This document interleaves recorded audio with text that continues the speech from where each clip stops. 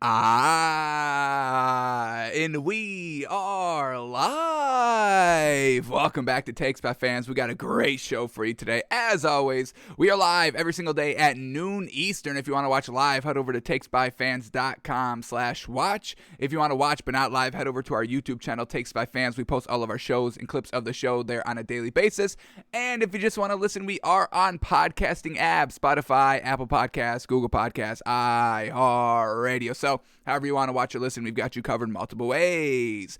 Alrighty, today's a big old Friday, folks. The last Friday before a Sunday of the regular season, folks. So we've got to make our last official regular season picks of the 2021-2022 NFL season. So we've got our picks today on the show, doing a little tweak in our official picks. We've got our locks and our 99% guarantees, but then we also have this little bonus category of picks where we've got two teams. I'm loving this little two-team parlay, folks. I don't want to spoil too much out of it, but it's a little bonus category this week that I think we may be able to cash in on. So we've got that today. Packed show, truly. We've got our NBA Daily 10 that we're going to bump up to an NBA Daily 15 because we want to get into some all-star voting talk. And there was only 4 games on last night, so we can kind of get everything in a nice, concise 15 minutes and maybe even talk about betting. Not even maybe. We got to talk about betting in the NBA tonight because, once again, no NFL on tonight. So we got to wait till tomorrow for the NFL, but one more final day of NBA and no NFL. And then we will walk through Week 18, picking the winners and seeing what our final playoff picture, according to us, is going to look like. And then on tomorrow's show, before Week 18 truly kicks off with the 2 Saturday games, we will walk through the playoff picture and crown our Super Bowl winner to see if it's changed from last week to this week based on the matchups and all that. And we got to get to one more film study I want to watch today, which is Colts and not Andrew Luck. Geez, I wish they had Andrew Luck over Carson Wentz. Absolutely. If Andrew Luck was on this Colts team right now, this Colts team would be undefeated and they'd be in the Super Bowl already. They would already say, all right, everybody else in the AFC can go home. We're giving it to the Colts and how impressive they've been all season long. Unfortunately, they've got Carson Wentz and they are playing for the playoffs. So but we will watch Carson Wentz. I really want to watch every single throw by the man. They got 27 attempts. I want to watch Carson Wentz. How much buyability do we have in Carson Wentz heading into the playoffs? Now, they do face the Jaguars this week, 15-point spread. I think we're going to stay away from that game altogether just because it's the Jags. And, we don't like Carson Wentz, but we hate the Jags. So, geez. So we've got all that today on the show. So let's kick it off here. Let's get 15 minutes here on the clock for our NBA Daily 15 because we got to talk all-star voting, and the votes count double today. So that's kind of why we're doing it on today's show. But here we go. 15 minutes on the clock. The next 15 minutes uninterrupted basketball talk of what just happened yesterday in the NBA with some NBA all-star voting. So here we go. 15 minutes on the clock, and the 15 minutes start right now. Already just 4 games on in the NBA last night. We had one bet going, not a spread, but we had a little bit of a prop bet. Chris Paul over 9.5 assists. Did he get to that 10? We'll talk about it when we get to that game. But here we go. First game up here. Celtics at the Knicks. And man, oh man. Celtics were winning the entire game. And then the fourth quarter came and the Knicks came back. Well, really the second half came and the Knicks were coming back. And the Knicks play spoiler, I guess. They come back and win 105-108. Crazy. Tons of things to talk about here in this game. But let's talk about the ending of the game first. Here we go. Celtics down 2 points. Jason Tatum hits a nice mid-range jumper to tie it at 105 apiece. Clutch Jason Tatum, bango bango, gave a little bit of a look to the crowd because he's in Madison Square Garden like, yeah, I do this. He was feeling himself, but then RJ Barrett came along and said, hey, this is my house. And with 1.5 seconds left off the inbound pass, RJ Barrett tied at 105, a 3 over Jason Tatum, who just hit the game-tying shot, who just gave a little bit of a snarl to the Madison Square Garden courtside crowd, and RJ Barrett with the game winner. Game winner, RJ Barrett. And man, oh man, Jason Tatum, he went from the top of the top. He hit the game-tying shot. He was feeling good about himself. He was going to go into overtime and, do his thing in overtime to get the win. But he went from the hero of the game to another loss for the Celtics team. And Jason Tatum, he's almost given up all of hope just on that one shot by RJ Barrett last night, because after the game, Jason Tatum says, quote, "In the grand scheme of things, I look back to those years when we were going to the conference finals, and it makes you really appreciate those moments because it's hard. It's not easy. Early on in my rookie year, I thought it was normal. Jason Tatum has had so much success young, early with this Celtics team, but we know this year, this Celtics team is just so bad, folks." And another loss, and now Jason Tatum is all in his feelings, and we'll see how he can recover from this and how the Celtics as a team can recover from this. Jeez Louise. So now let's get into the stats here. Let's start here with the Knicks, and Evan Fournier, he only shows up when he's facing his former team, the Celtics. Man, oh man, Evan Fournier had a fantastic night. 41 points, career high last night. A plus 18 on the floor, the highest of the squad. Evan Fournier was a plus 18. RJ Barrett, who hit the game-winning shot, he was only a plus 1, folks. So this tells you how much of an impact Evan Fournier had all throughout this game. Really the reason why they won last night, but RJ Barrett hit the game-winning shot, so we still give him credit. But Evan Fournier, 41 points, 8 rebounds. Man, oh man, 10 of 14 from 3. 71% on 14 shots from the 3, folks. I mean, why does it take against the Celtics for Evan Fournier to go beast mode? And then every other time he faces any opponent, garbage team, great team, he flounders big time. Man, oh man, why we still really can't buy into this Knicks team. Then we had Julius Randle, 22 points, 8 rebounds, and RJ Barrett, 13 points, hit the game-winning 3. Bingo, bango, they get the win. Also, let's shout out Emmanuel quickly off the bench, 16 big ol' points coming off the bench. And then for the Celtics, Jaylen Brown, Jason Tatum in the starting lineup, folks, and another loss. Classic Celtics. They've got to do something at the trade deadline, and we'll see. Maybe Jason Tatum maybe forces a trade. I don't see him doing that, but I would give him clearance to do that.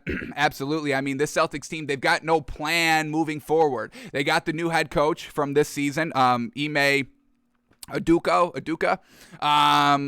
So there's no plan here, and Jason Tatum's a fantastic superstar. He could be the number 1 on a team, he could be the number 2, and he could be the number 3 superstar on a team to kind of build around. But this Celtics team, they've got nothing. Jaylen Brown and Jason Tatum, they don't play cohesive together. They don't translate the wins when it's really them two alone having to get it done on a nightly basis. So this Celtics team must do something quick if they want to salvage the season, or if they're just going to kind of stick with what they've got here. Jason Tatum, 36 points, 9 assists, 6 rebounds. A nice night by him. Hit the game-tying shot. Just unfortunate. Got beat. Jaylen Brown, 16 points, 7 rebounds. Marcus Smart at the 1, 14 points, 5 assists. And then Robert Williams, who's had some solid games this season, some not so solid games like last night. He had 6 points and 9 rebounds, which is okay, but a minus 12 on the floor, getting beat all night last night. And then we have Dennis Schroeder coming off the bench. A nice performance by him. 20 points, 3 assists, and 5 rebounds. Just unfortunate. RJ Barrett called game. So the Knicks get the win, 108-105. All right, then we get the Pistons at the Grizzlies, and the Grizzlies blow them out, 118-88. Ja Morant still doing his thing, 22 points, 2 blocks, 3 steals, 5 assists, 3 rebounds. Getting it done in every facet of the game. We have Dillon Brooks, 18 points, 5 assists. Steven Adams, 2 points. Hey, that's what we know about him. And 14 big old boards. And then Jaren Jackson Jr., 11 points and 6 rebounds. Solid contribution off the bench here by Brandon Clark, 11 points. And Tyus Jones, 14 points, 4 assists, and 4 rebounds. So once again, the depth here of the Grizzlies is great. And Ja Morant still getting it done at the guard position. 22 points, 6 assists, and 9 rebounds. And then for the Pistons, once again, no Jeremy Grant. Sadiq Bey, their best player out there, and he only put up 3 points last night on 9 shots. Womp, womp. Hamidou Diallo, 12 points on 12 shots. Not terrible. He was the second leading scorer of the squad with 12 points, if you can believe that. Cade Cunningham, 12 points, 6 assists. And then Saban Lee getting it done off the bench, 14 points. But it's not going to get it done like we know. So Grizzlies still hot, hot, hot. Yes, sir. They get the win 118-88. All right, then we get the Warriors at the Pelicans, and the Pelicans get the win, 101-96. And what is going on with this Warriors team? Back-to-back losses? Not great. Steph Curry not playing last night, and they just couldn't pull through. So let's start here with the Pelicans since they got the win. Valanciunas, only 8 points last night, and they got the win. How crazy is that? Usually Valanciunas is, their top or second leading scorer consistently in all their games, but only took 6 shots. And once again, comparing this to what the Grizzlies are doing, Valanciunas was good for this Grizzlies team last season, but he did translate to wins, he did, but they did not look as good. I think they look better this year than what they did last season, and Valanciunas a little bit ball dominant, offensive dominant, big, and Valanciunas was once again offensive ball dominant big here for this Pelicans team, and he really had to be this season because Brandon Ingram in and out of the starting lineup, Zion not in the lineup at all this season, so he really had to kind of take over this team. But last night only 8 points on 6 shots, 10 rebounds, getting the ball out of his hand, not making him the kind of leading scorer for the squad on a night in night out basis, and it results in a win here. So we'll try to keep an eye on Valanciunas to see how his offensive production results into losses and wins for the remainder of the season, but maybe the Pelicans have cracked the code, maybe. Brandon Ingram had a nice night, 32 points, 11 rebounds, 6 assists. Herbert Jones, 13 points, and then Josh Hart, a nice 14 points to round out the starters. And then for the Warriors, like we said, no Steph Curry last night. So we have Gary Payton at the 1, Jordan Poole at the 2 to fill in for him. Gary Payton, 4 points. Yikes. Jordan Poole, 11 points on 2 of 9 from the 3 and 21% on 14 shots. Yikes. Jordan Poole couldn't step it up. But Andrew Wiggins got it done. 21 points. Led the team in scoring. Needed him to do more than what he did last night. But once again, we can always rely on Andrew Wiggins to get it done without Steph Curry. We just need, other players as well. And then Kevon Looney still playing the 5 here, 6 points and 9 rebounds. But the Warriors come up a little short here, 101-96. All right, then we get the Clippers at the Suns, last game of the night here, and this is where our bet was. Chris Paul over 9.5 assists. How many assists did Chris Paul get us last night? 10. Yes, that's a win for us, over 9.5. Bingo, bango. And you want to see this last assist right here, folks? You want to see the final bet clinching assist? Here it is. Suns up 94-85. 3 minutes left in the fourth quarter. Chris Paul dribbles past midcourt, and their big Smith cuts to the bucket. And one. Chris Paul with the assist. Bingo, bango. And that is number 10 on the night for the man. So Chris Paul, 14 points, 10 assists, 13 rebounds, getting it done. Absolutely fantastic. We had Devin Booker, not a great night. 11 points on 22% shooting on 22 shots. 0 of 7 from the 3. Trash, but he did have 10 rebounds. Then we get Jalen Smith, and this is kind of why we didn't want to swallow all those points with the Suns last night and wanted to do Chris Paul's prop bet instead, was because Phoenix had no bigs going last night. So they have Jalen Smith filling in at the 5, and he got it done. He was the one with assist number 10 for Chris Paul to hit our bet. So Jalen Smith, depth here for the Suns. Big old depth here. Jalen Smith in 32 starting minutes, 19 points. He was the second leading scorer for the squad last night, and 14 rebounds. Yes. Man, oh man, truly have to watch out for the Suns team. They're better than what they were last season, and they got to the finals last year, folks. Then we have Cameron Johnson, who led the team in scoring 24 big old points and 7 rebounds. And then for the Clippers, once again, still no Paul George. Terrence Mann filling in for Paul George at the 3, 8 points, 4 assists, 4 rebounds. We have Marcus Morris leading the team in scoring again, 26 points, 8 rebounds. Reggie Jackson at the 1, 16 points, 3 assists. Just unfortunate they don't have that kind of superstar closer in Paul George to play, and they've just been floundering without him this entire year. Unfortunate. But the Suns get the win, 106-89. Alrighty, those were all the games last night, and we still got 4 minutes on our clock. So let's spend the next 4 minutes here giving votes out to the All-Stars in the NBA. We've got the, let's pick the starters here. So let's get into it. Here we go. Let's start with the East and the guards. The guard play in the East. Now, we're not choosing anybody from the Knicks because they've got the worst guards in the league.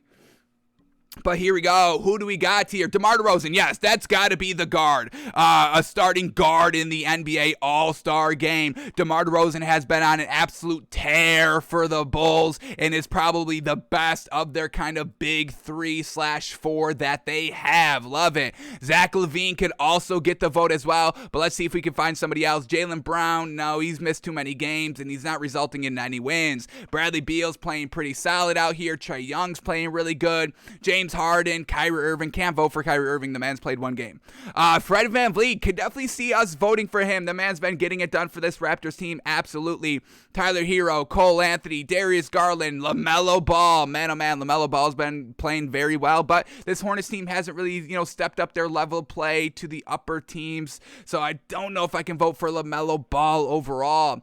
Tyrese Maxey, that's going to be the second guard we vote on. Tyrese Maxey has been so gosh dang consistent and great, and he's kind of filling in for Ben Simmons a little bit at the 1 and all that, so I'm voting for Tyrese Maxey and DeMar DeRozan as our 2 starting guards. Zach LaVine would definitely be number 3.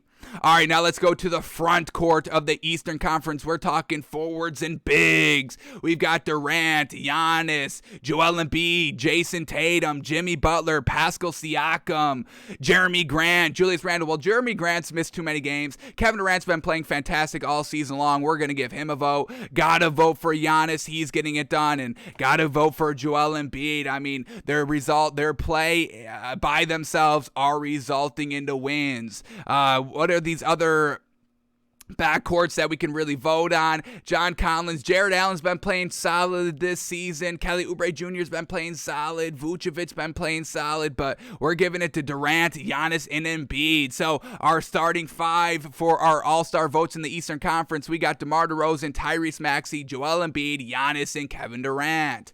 Now let's shift gears to the Western Conference in the backcourt with the guards. Who do we got? We got Steph Curry, Donovan Mitchell, Luka Doncic, Ja Morant. Gotta vote for Ja Morant. Beating the best teams, consistent, getting it done, losing Valanciunas this offseason, and still playing great basketball, 4th in the Western Conference. Gotta give it to Ja Morant. Not voting for Damian Lillard. Devin Booker's been playing solid. Nothing, I think, special. Shai Gilgeous-Alexander, once again, nothing truly special. Anthony Edwards, yeah. Anthony Edwards has been playing great for this Timberwolves team. De'Aaron Fox, no. CJ McCollum, no. Russell Westbrook, big time, no. Unfortunate. Dillon Brooks, Norman Powell, D'Angelo Russell, DeJounte Murray, Jordan Poole. So it's either coming down to Steph Curry or Anthony Edwards. But the way that Steph Curry's been kind of playing ever since he broke that 3-point record, I'm going to give it to Anthony Edwards, man. This man is an absolute tear. Consistent play out there for this Timberwolves team, and a huge reason why they are, on track to be solid this year. So we're giving it to Ja Morant and Anthony Edwards, and then the front court in the Western Conference. Got to give it to LeBron James, a vote there. This man's been on an absolute tear as well this season in his old age. No Anthony Davis, and really no Russell Westbrook because he's been playing not the best here this season. But with Anthony Davis out, LeBron James has no problem playing the 5 and all that, and he's been on an absolute tear, averaging 28 points, 6 assists, 7 rebounds a game. Fantastic. That is our 15 minutes, so let's wrap it up here in the backcourt.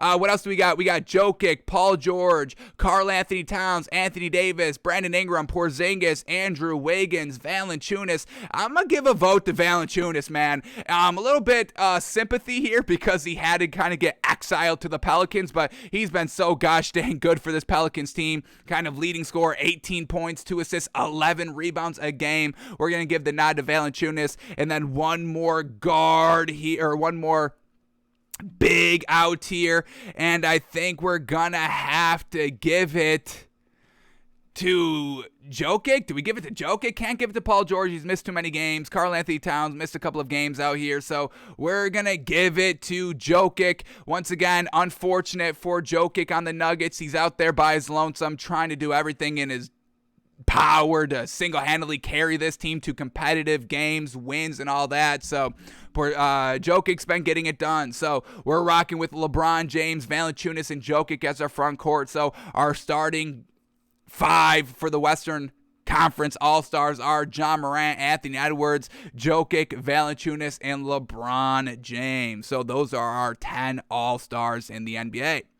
Alrighty, now let's quickly go through the spreads in the NBA tonight to see if we can find any great value. We hit our bet last night, but it was a prop bet, and we've got no problem betting prop bets. But let's see if we can find any great value on the spread line tonight. Tons of games in the NBA, so let's go through these quickly and see if there's any great value. First one up, Spurs at the 76ers, and hey, we just gave out some all-star votes to this 76ers team. We know this 76ers team can beat the worst teams, the bad teams in the league, and blow them out now. They're back, folks. So 76ers minus 7.5 here. Let's make sure everybody's good to go. We get to Shake Milton out, Danny Green a game time decision, Tyrese Maxey out. Ooh, man. Tyrese Maxey being out. I'm sure Seth Curry can get it done, but with Tyrese Maxey being out, I don't want to swallow 7.5. Damn. Thought it was great value. It's still good value, not great value. We'll stay away from this one. All right, then we get the Bucks at the Nets. Bucks plus 4.5. What is going on? Why is everybody giving opposing teams points here against the Nets? The Nets, yes, they have Kevin Durant and James Harden, but other than that, this is not a good team overall. Damn. So let's. If everybody's good to go here for this Bucks team, plus 4.5 is fantastic value, and we will take that all day. For the Bucks, Brook Lopez is still out. Drew Holiday is out. Damn. Giannis is a game time decision, and Grayson Allen is still out. So not having Brook Lopez, we've got no problem with that, but having no Drew Holiday and Pat Connaughton, so where's their guards play gonna come from? Gotta stay away from betting the Bucks. Once again, so close to great value. Gotta stay away from this one. Then we get the Jazz at the Raptors. Jazz plus 11.5. Raptors minus 11.5. Seems like everybody's out here for the Jazz if they're getting 11.5 points. That doesn't make any sense. Rudy Gay, game time decision. Mike Conley out. Hassan Whiteside, game time decision. Jordan Clarkson, game time decision. Bojan Bogdanovic out. Rudy Gobert out. Joe Ingles out. Donovan Mitchell out. So, alrighty, all their depth there in starters are out for the Jazz. So we'll stay away from that. We like the Raptors, but not to swallow 11.5. No, thank you. All right, then we get the Mavericks at the Rockets. Mavericks minus 2.5, Rockets plus 2.5 here. Interesting game. Rockets coming off of a nice win. Mavericks with what? A nice 2-game winning streak? They had a nice 2-game winning streak here or more. What do we got? Mavericks, a 4-game winning streak. Oh, stunting. So for the Mavericks, Isaiah Thomas, game time decision. Porzingis is still out, and Luka Doncic is a game time decision. Then for the Rockets, everybody's good to go there. So we're going to stay away from this game, see if this Mavericks team is true contenders, and see if this Rockets team, maybe are they going to start to catch fire again and maybe rattle off another 7-game winning streak? We'll stay away from this one. I don't really know how to play that value there. All right, then we get the Wizards at the Bulls. Wizards plus 6.5. Bulls minus 6.5. Can't bet on the Wizards here. Losing to the Rockets last time we bet them. Not a great sign here. And then for the Bulls, everybody's good to go besides Alex Caruso and Javonte Green. They are both still out. So we love this Bulls team. Now, Lonzo Ball back. Not the first great outing. His first game back here. So we're going to stay away from betting the Bulls here just to see how Lonzo Ball plays. And then we'll move forward with our evaluation on the Bulls. Now that Kobe White's now not in the starting lineup anymore that we loved. All right, then we get the Timberwolves at the Thunder. Timberwolves minus 6, Thunder plus 6. Here we go. This is a back-to-back series game, so we are staying away from this. We don't bet back-to-back games, and we don't bet back-to-back series. Thunder and the Timberwolves just played each other, both their last game, and the Thunder won by 8. We bet on that. 8.5, -8.5. We don't cover. We're going to stay away from that one. All right, last 3 games. Kings at the Nuggets. Kings +8. Nuggets -8 here. Well, we're not swallowing any points with the Nuggets, so we're not even going to talk about this game. Then we get the Hawks at the Lakers. Hawks +3. Lakers -3. All righty. I don't know. We don't bet the Lakers here without full strength, so we're not going to swallow 3 there, I'll tell you that. And then we can't take 3 here with this Hawks team with all their outs and game time decisions. Bogdanovich, game time decision. John Collins, game time decision. DeAndre Hunter out. Trae Young, game time decision. Cam Reddish, game time decision. So staying away from this matchup, which leads us to the last game of the night. Cavs at the Blazers. Cavs -6. Blazers +6. Man, oh man. Rondo out for the Cavs, and C.D. Osman is a game time decision. And for the Blazers, McCollum is still out. Lillard is still out. We like this Cavs team. Swallowing 6 here. We know the Blazers moving kind of, off of McCollum and Damian Lillard with them being out, but Anthony Simons filling in pretty solid here these last 2 games. So I don't know. I think 6 might be a little bit too much for this Cavs team on the road. So damn. All these games tonight and we can't bet any? Damn, I think we're going to force one. We're going to go back to the 76ers game and swallow the 7.5 here. That's the best value I think we get. Yes, no Tyrese Maxey, but the Spurs, they're facing the Spurs, folks. Seth Curry will be able to get it done. They'll be able to kind of go without Tyrese Maxey in this game. So we are officially endorsing and taking 76ers -7.5 tonight. Lots of games on, but not the greatest value overall. So 76ers -7.5. Alrighty, that is all the NBA we had to go over today. So let's shift gears to the NFL. Now, we got to go over film study, picks, and I do kind of want to touch on some topics and stories quickly here. We're not going to spend too much time on these, but I just want to touch on them. So here we go. First one up, and I apologize. We should have talked about this immediately when it happened here.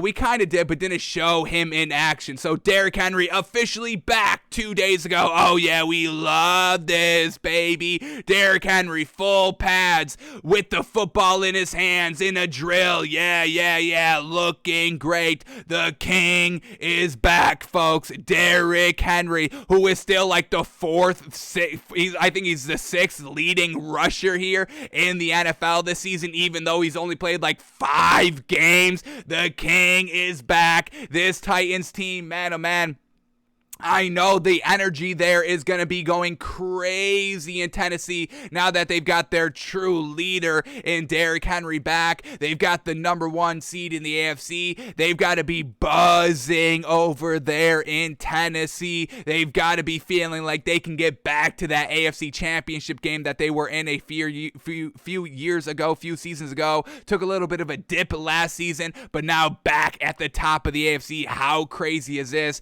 And Derrick Henry coming back at the perfect right time. So we just kind of transferred this Titans team into Super Bowl contenders when we knew Derrick Henry was going to be able to come back for the playoffs, and that's exactly where this Titans team is going to stay heading into the playoffs. Super Bowl contenders, folks. Ryan Tannehill, let's see you be on your top of your game managing game here for this playoff run, because I got to see the king get a ring. And hey, if Ryan Tannehill can get a ring with the king, I'm all for that. I'm all for Ryan Tannehill getting a ring. This man's been a really solid quarterback, not obviously the best quarterbacks in the league, never like top 5, never really even top like 8, maybe top 10, maybe you could put him in at like number 10, you can make your argument. But Ryan Tannehill gotta get it done, hopefully a fresh, healthy, hopefully Derrick Henry can stay healthy, and with him fresh here, you can run him 30 plus times a game, which is exactly what they're going to need to do in the playoffs. So Derrick Henry is back, practicing full speed, ready to go, and when this mammoth of a man is coming at you at full speed, it's a GG, folks. The king is back. Hallelujah, the king is back.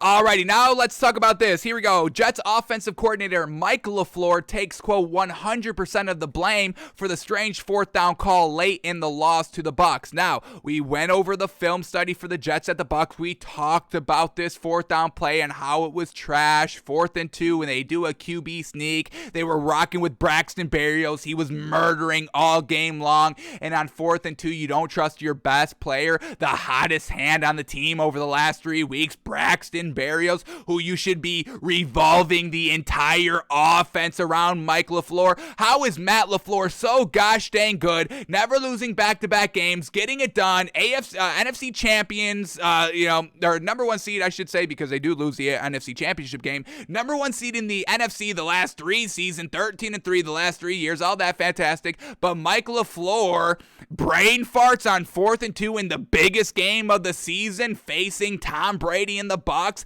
a chance to win that game, and Mike LaFleur has a brain fart on 4th and 2 when the game was yours to take and win.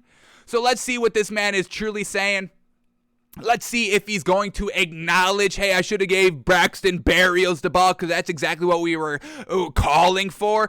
This is the play right here. They're going to show the play, so let's talk about it again. We get Braxton Berrios in motion. Zach Wilson under center. Braxton Berrios in motion, and they don't give him the ball. It's a QB sneak 2 yards away with Zach Wilson. We know he's not big, beefy, folks. What is Zach Wilson, like 6'3", like 120? What do we get with Zach Wilson, folks? Us talking about, quarterbacks' heights recently here. What do we got with Zach Wilson? Is this man going to be good? He's at 6'2", which is kind of our bar, our very minimum bar that we would accept. We really only want to accept 6'3" and above. But Zach Wilson, 6'2", 214. This is not a QB sneak 2 yards away. QB sneak a yard, half a yard. Yeah, Zach Wilson's built for that, but not for 2 yards. What are you, crazy? So we absolutely hated the call, and then you give Tom Brady way too much time. We went through that. Tom Brady engineers the game-winning drive and all that. So here we go. Back to Mike LaFleur. What do you have to say for yourself? So here we go. Let's read the lead up here. Jets offensive coordinator Mike LaFleur told the reporters Thursday the team's peculiar QB sneak on 4th and 2 late in the fourth quarter, which turned it over on downs, giving possession to Tom Brady. Yeah, we already talked about this. And leading to his game-winning touchdown drive was his fault and his alone. So, okay, taking responsibility. We're all for that. Mike LaFleur says, quote, "It's 100% on me. I'm disappointed with myself for 2 reasons. I pride myself on communication and in our unit on execution, and I failed at both of those." So, alrighty, taking responsibility for the bad call in the loss, alrighty, which is going to give us a little bit of, another kind of little extra push on one of our bets this week. We won't spoil anything, but okay. And then what else do we got? We got another quote by this man. I want to hear more by this man. I don't want to just hear you accept responsibility and move on. I want you to go in. What should you have done? Should you have gone to Braxton Berrios, which we have been clamoring for?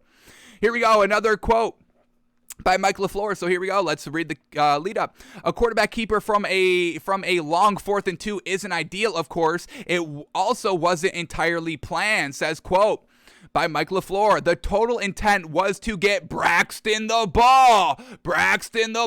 What we wanted, what we saw, what you should have done. So, okay, we know what we're talking about. Once again, certified. We know what we're talking about. Braxton Berrios is great, fantastic, great, and all that. They should have gave him the ball.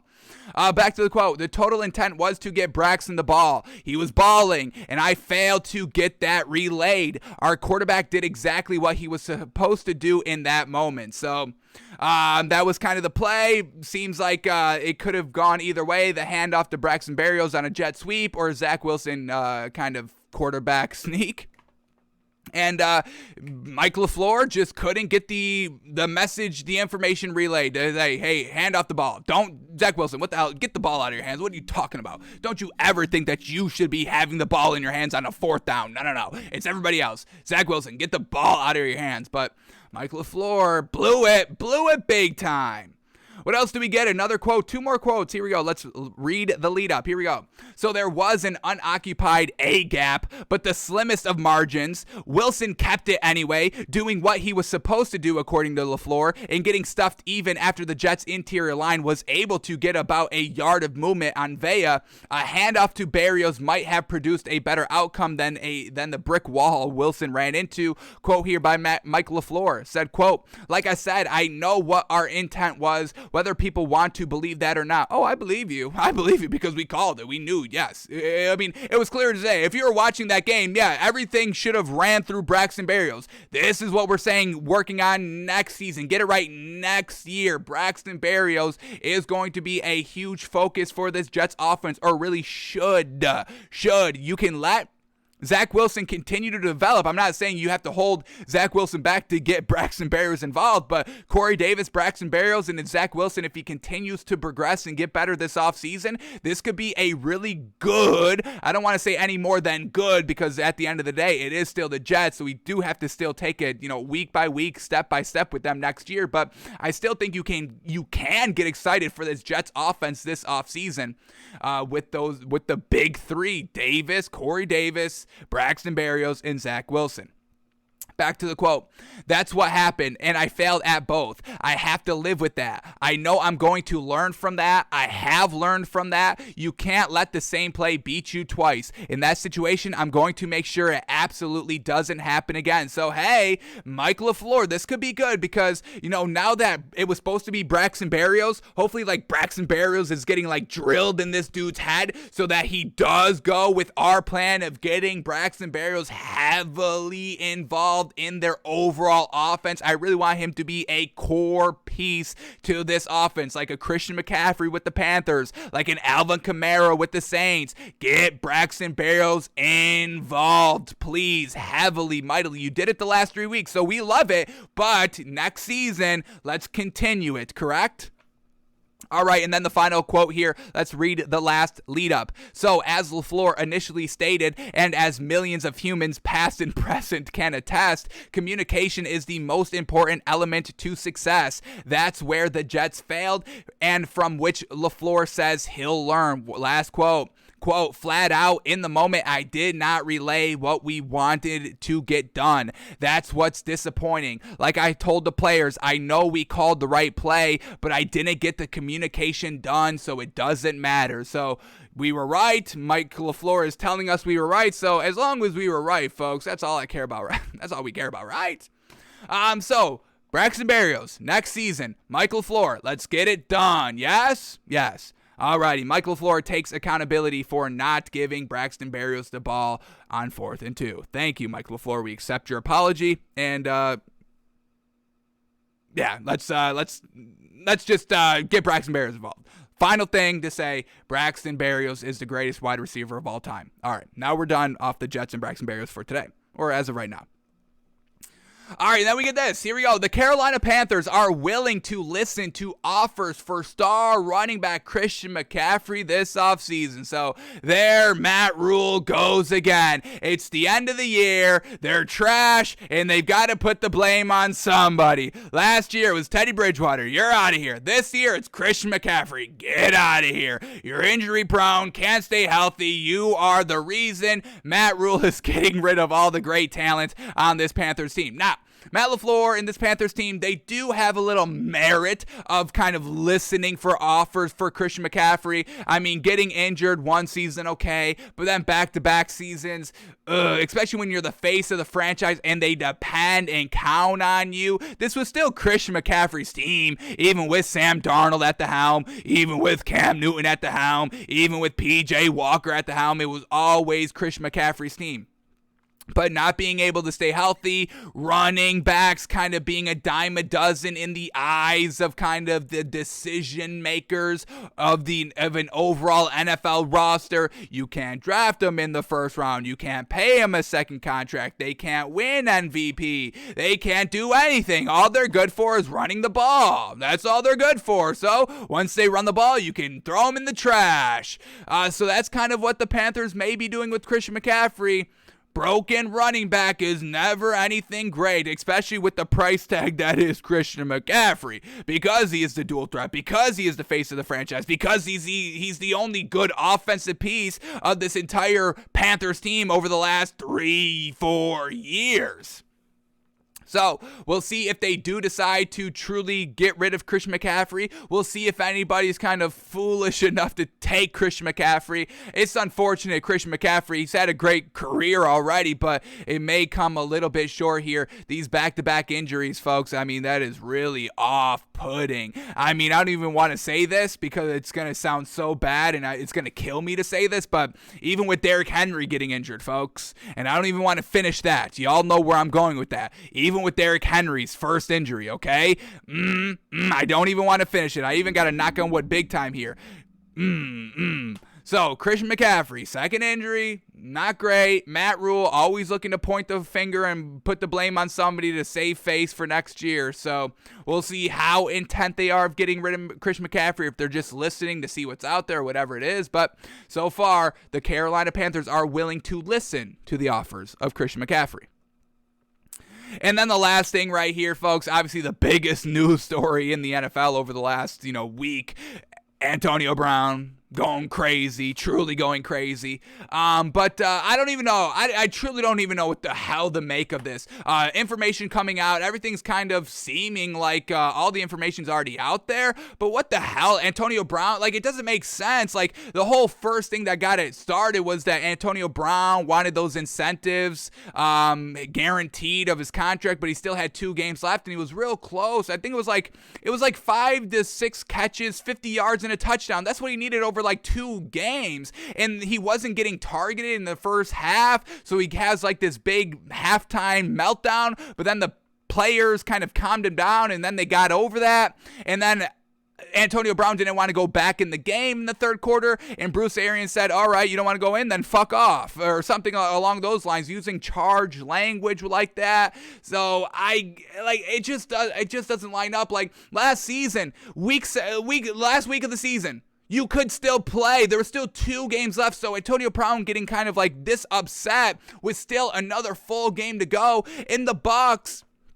Bruce Arians already said, hey, if you're healthy, you're going to be playing this week. And going back to last season, Tom Brady played in the season finale last season, threw for 400 yards and 4 touchdowns. So, I mean, there was plenty of opportunities for Antonio Brown in the final game of the season to get those incentive marks. So I don't understand the reason to blow up on that alone. And then you parlay that with Bruce Arians kind of, not going for bat the entire year for Antonio Brown, really kind of, hey, in the beginning of the season, Bruce Arians was like, hey, Antonio Brown's on small ice, one small thing and he's out of here. And then his attitude changed when they didn't have any wide receivers. Then it was, Antonio Brown can play and all that. And then on the sideline this week of Bruce Arians say, hey, then fucking leave or get the fuck out. I think it was what it said. Then get the fuck out. And Antonio Brown did get the fuck out. So you get Antonio Brown, who we know is kind of, there's different ways of coaching players, and just this goes to every level, folks, of every level of football. I didn't love getting screamed at. I didn't respond to that. I knew I made a mistake, and if the coach was harping on me, I didn't respond to that. There's different ways of coaching. There are people that do respond. If they did something wrong and somebody gets in their face, in their grill, and they yell at them, then they respond positively. There are players like that. I've witnessed that. I've seen it. I get it. But there are some people and players that just don't respond to that. They know they did wrong. They're more hard on themselves than anybody else can be. So when somebody else is hard on them, like harder than they are on themselves, they don't respond to that. And Antonio Brown is kind of a little bit of that personality from what I have gathered by the man for his entire career. So you get Bruce Arians, using that charge language, getting the fuck out. Then Antonio Brown being, oh, you want me to get the fuck out? Then I'll get the fuck out. Going along that. So Bruce Arians, a little bit of blame there, but overall, and then we bring up this, the mental illness and the CTE. It's got to be something more, like, it's got to be just something more than Bruce Arians saying get the fuck out and Antonio Brown not getting kind of the targets he wanted. So once again, we know Antonio Brown has kind of been a little wonky lucky, to put it the lightest, over the last couple of years with the whole thing with this kind of baby mother and all that, calling the cops, and then this wasn't, the whole separation from the Steelers and all this. So I just don't even know what the hell to make of this story. It doesn't all make sense. It doesn't all line up. It seems all overblown, which is kind of a little bit of classic Antonio Brown, but that's where we're at. I mean, that's all the information is truly out there. I mean, everybody's leaking text message. Well, Antonio Brown's leaking text messages and all this and all that. So, I mean, there's really no true discrepancies. Nobody's saying it's this, and the other side's saying no, it's this, and then they're kind of saying, well, no, it's this. Here's the evidence of it being this, and here's the evidence of it not being that. It's really everybody's kind of all right. Yeah, this is the full picture. So I was gonna say, hey, let's wait till we get all the information, but I think we have it. Nobody's kind of disagreeing of what truly happened. So it's just the strangest thing, but it's Antonio Brown and it's all that. So that's where we're at with this story. I feel the most sorry for Tom Brady, obviously, because he had gone to bat for Antonio Brown multiple times. Now, is that just Tom Brady wanting a receiver so he doesn't care? And he's like, no, Antonio Brown's fine. Oh, yeah, we've got no problem worrying about his mental health. He's good. Or Tom Brady didn't even kind of calm him down on the sideline. It was only Mike Evans going. So how much does Tom Brady truly care about Antonio Brown? Everything in the media, he's like, oh, he's my best friend, and I want him to get right, and he can sleep at my place, and I can give him $20 million whenever he wants it. I don't care. And then, you don't defend him on the sideline and all that. Now Antonio Brown has burned Tom Brady, so obviously Tom Brady's not going to go for the bat for Antonio Brown probably again, especially in the media. So it's just a strange situation. It's truly unfortunate, and we'll see if the Bucks can overcome it to try and repeat as Super Bowl champions. So we'll see what happens, but I would definitely say Antonio Brown's career in the NFL is done. I don't see any team signing him. I mean, he's just a big distraction. This is a huge distraction at the worst time of the season, heading into the playoffs. So, he did it before. He said he wasn't going to do it again. He's done it again. He said he wanted to do it again. He's done it again. So his career in the NFL is done. It's over. I don't see any team, even if Urban Meyer was still head coach, I don't think Urban Meyer takes in Antonio Brown. So that's where we're at. Antonio Brown officially cut from the Bucks now. That was kind of a little bit of an interesting thing. Antonio Brown leaves Sunday, and then Monday they don't cut him. Tuesday they don't cut him. Wednesday was the official day. Was Wednesday the official day, or was it Thursday? Either way, they have officially, finally let Antonio Brown go, and now he is officially, like Bruce Arians said, not a Buck anymore. Alrighty, so those are all the stories I just wanted to touch upon quickly here. So now let's shift gears again to a film study, because we gotta watch Carson Wentz. A big time, little bit of a must-win game for the Colts last week. Loses at home, and once again we told y'all this Colts team at home is trash. They never blow out anybody at home. They lost against the Raiders at home.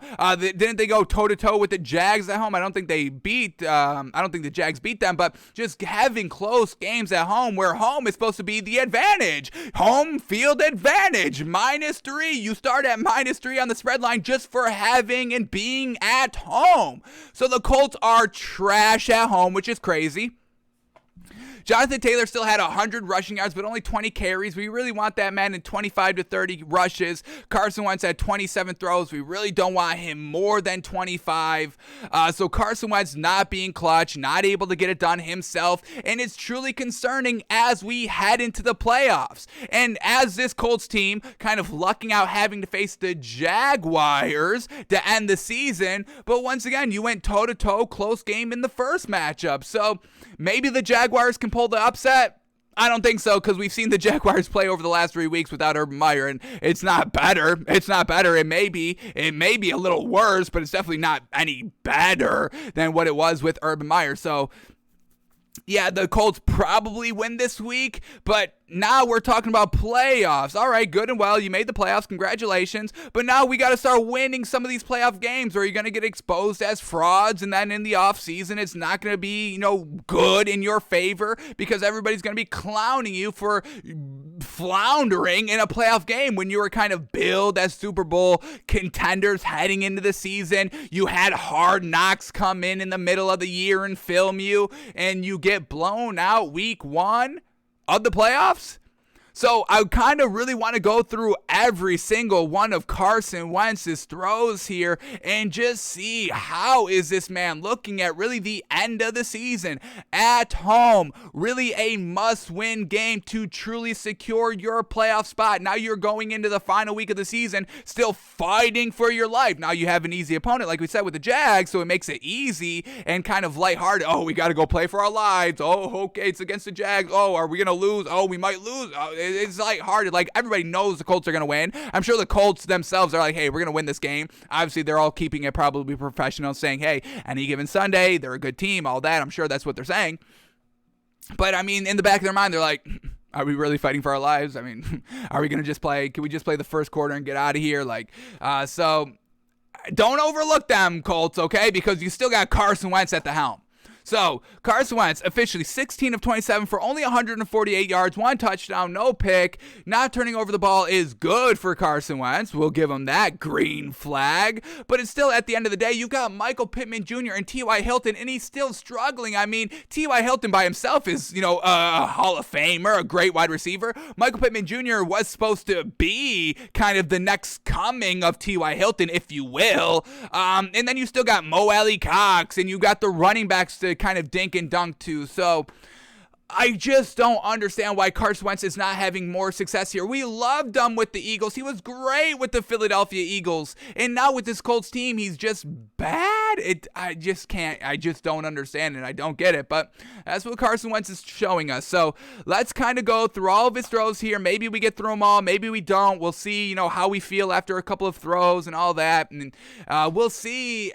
We're not going to put this Colts team back in Super Bowl contenders. There's no way we can do that based off of this losing film. Maybe we swallow 15 points. I don't even think we do that. So we'll see what Carson Wentz is showing us here on this tape, and then we can decide if we swallow the 15 this week, which I'm going to tell you right now we're not. There's nothing that he can show on this film that is going to make us swallow 15 points for the Colts this week.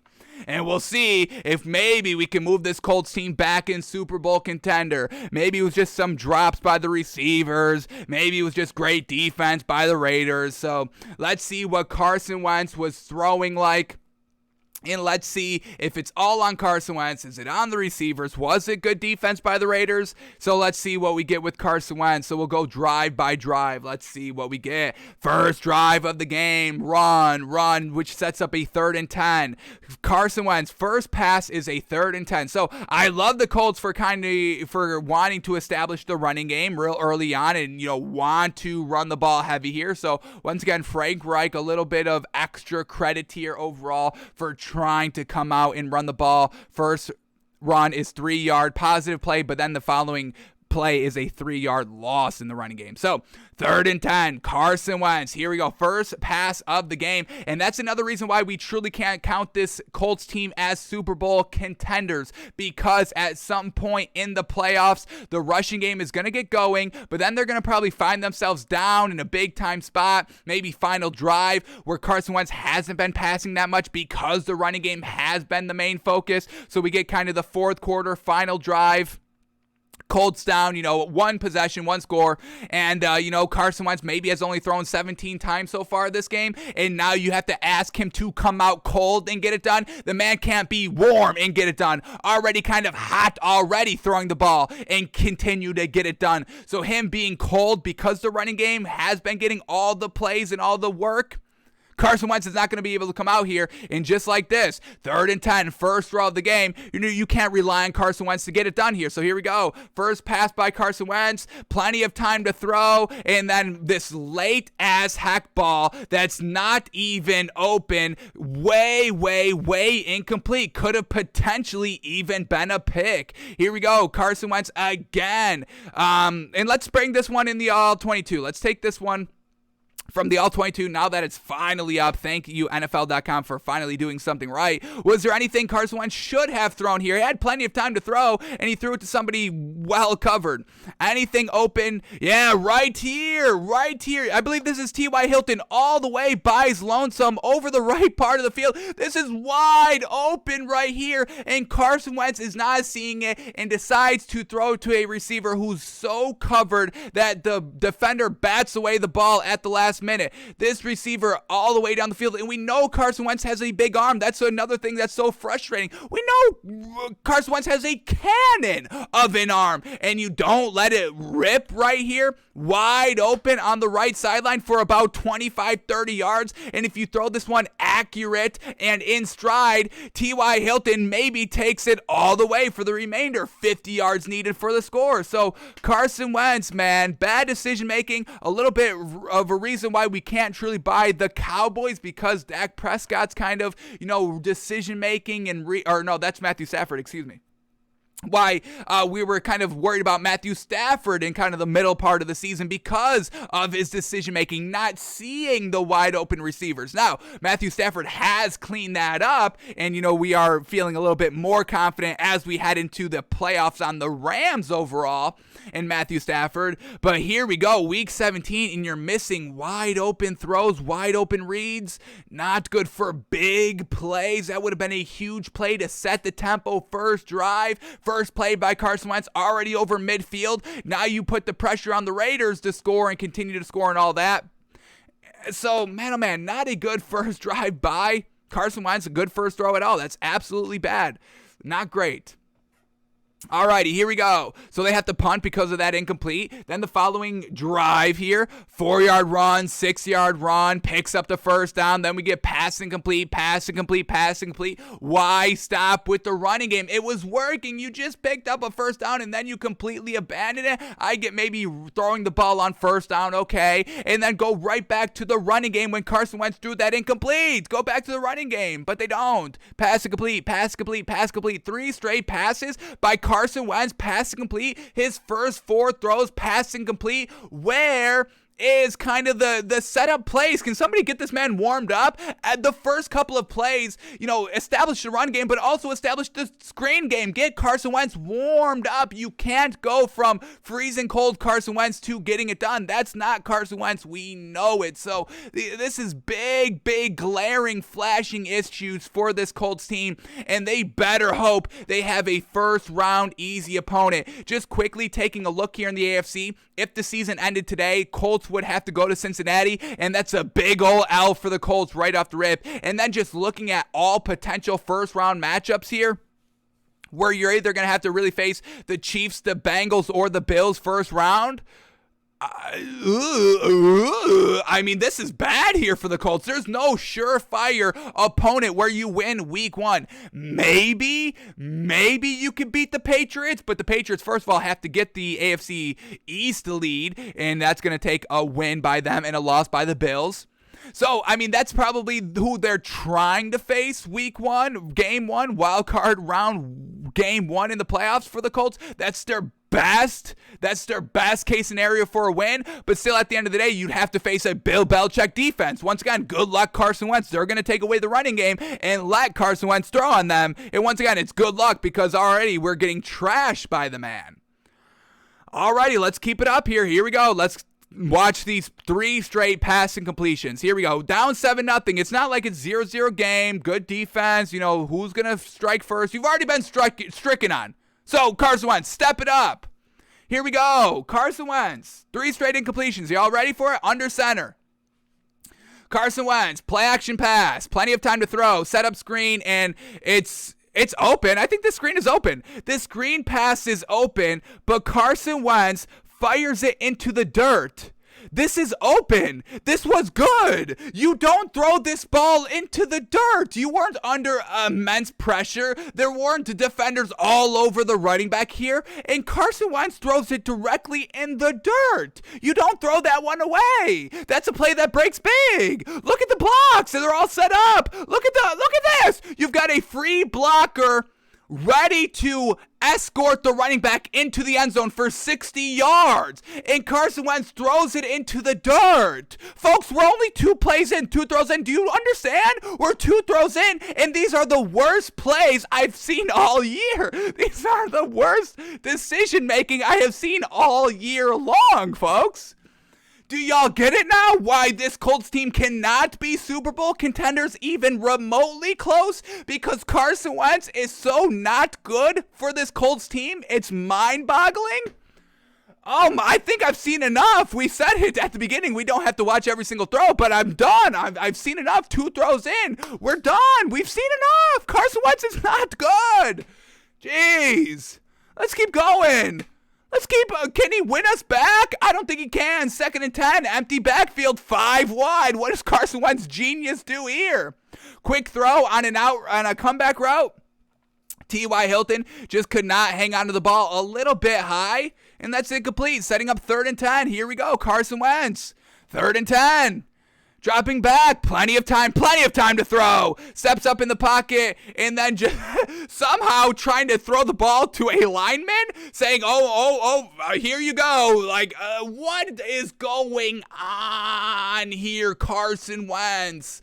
This is a complete 180 flip of what we know of Carson Wentz from the Philadelphia Eagles.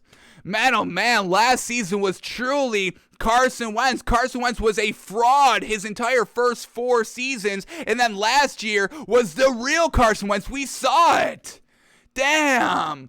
The hell is this? Let's take this in the all-22. Was there anywhere to go with this ball? Plenty of time to throw. There's so much. If you give Tua this much time to throw the ball, I mean, geez Louise, Tua's a Super Bowl MVP quarterback, okay? Here we go. Carson Wentz. What do you got on 3rd and 10? Anything open here? Is anybody even getting open for this Colts team? Absolutely nobody open. Absolutely no. Right here, it's finally open, but Carson Wentz is already being taken down. And that's a one-on-one deep ball opportunity that you just throw up, and hopefully Carson Wentz doesn't underthrow the ball. But other than that, yeah, Carson Wentz maybe a little, this one isn't bad. All the other throws were trash. This one, we give him a little bit of a pass there. Truly was. Everybody was locked up pretty solidly. So they have to punt again. All right, now finally they're down 10-0. 3rd possession of the game. And here we go. What do we get? Kickoff, 4-yard run, 18-yard run, 24-yard run. Are you seeing it, folks? I mean, we see this every week. This is not an outlier game, folks. This is why we talk every game, every player, every week. We track how these teams are playing, how they're scoring, how they're looking like while they're playing and while they're scoring. Are they scoring consistently? Are they scoring consistently in the game? Are they scoring consistently through 1 game, 2 games, 3 games? Or are they, 1 game here, 5 games later they show up? This is what we do, folks. We are here every day talking, seeing, tracking, evaluating. The national media doesn't do that. They look at the stats, they're like, okay, that's good. And then they don't ever change their opinion. They're still working with week 2 stats. They don't care. They're still working with week 2 stats. That's why they still believe the Panthers are a good team. Where we know for the last 7 weeks, we have been absolutely cashing in on betting against the Panthers, folks. This is what we do here. So, I mean, these first 3 plays, run. Next play, 3-yard run. Once again, positive play. Then the next play, they get a 10-yard offensive holding penalty. Unfortunate. And then here we go, 8-yard pass and then pass incomplete. So these are 2 Carson Wentz plays right here. 8-yard pass incomplete. They have to settle for the field goal. But that penalty, like we just said, sets them up big bad. Now it's 2nd and 17. Let's see what Carson Wentz decides to do here. And Carson Wentz does not have a completion here. This is going to be his first completion. Throw over the middle for about 5-6 yards. Alrighty. That sets up 3rd and 9 here. Now, this is 3rd and manageable. This is big time football right here. 3rd and 17. Okay, I'm not going to put any blame on Carson Wentz. You're expected not to pick it up. 2nd and 17. That was good. Getting some yards back. Making it 3rd and manageable. Carson Wentz, you must get it done. You're at the Raiders' 30-yard line. You can't just settle for field goals. That's not super Super Bowl contending team settling for field goals. You must get it done. Come on, Carson Wentz. What do you got on us for 3rd and 9 at the Raiders' 28-yard line, down 10-0, second quarter? Carson Wentz immediately pressured, has to spin out of a tackle, and he just has to throw this one, not really away. He throws it toward a wide receiver, but I mean, it's like 5 yards above the receiver's head, and no chance at a grab. Now, this was a great blitz by the Raiders. Instant pressure on Carson Wentz, and that's how you play it. You pressure Carson Wentz because we know he's not even good with tons of time. Those first 2 throws, folks, plenty of time, missed the reads, bad decisions, all that. So that was their second drive. Running game gets it done. Carson Wentz flounders the drive. They have to settle for the field goal. Alrighty, after the field goal drive, what do we get? Run for no gain, 1-yard run. We get a 5-yard penalty, setting up 3rd and 14, letting Carson Wentz get it done on 3rd and 14. Can Carson Wentz get it done on 3rd and 14? Of course not. Here we go, 3rd and 14. What do they got? Backed up at their own 12-yard line. Carson Wentz, plenty of time to throw. He's going to throw this one, and once again, too high. This throw is wide open, folks. This throw is wide open, and Carson Wentz throws it too damn high. We can watch it here. Here's the All-22. It's gonna be like a little bit of a comeback route here on the left sideline. Here we go. Just look at all this open space. He's coming back toward the ball. This is 3 yards of solid separation here. And do you see how much this dude had to jump off the ground for even a chance to catch this ball? Carson Wentz can't even be accurate to wide open receivers, folks. Are we getting it? Are y'all seeing it? Or am I crazy? I don't think I'm crazy, folks. It's right in front of my eyes. This is just Carson Wentz being absolutely garbage, folks. Not even bad, just straight garbage. This is so atrociously gleaming, glaring, jarring, folks. Not good at all. They have to punt. Now, here we go. Touchdown drive. What did their touchdown drive finally look like? Here we go. They get the ball, 1 minute and 47 seconds left. So 2-minute drives is what Carson Wentz is maybe good at. But let's see, was it Carson Wentz engineering this drive? Here we go. We get a 5-yard pass, 17-yard pass, 7-yard pass, 6-yard pass, 8-yard pass, 4-yard pass, 12-yard pass, pass complete, touchdown to Jonathan Taylor on 3rd and 1 right up the middle.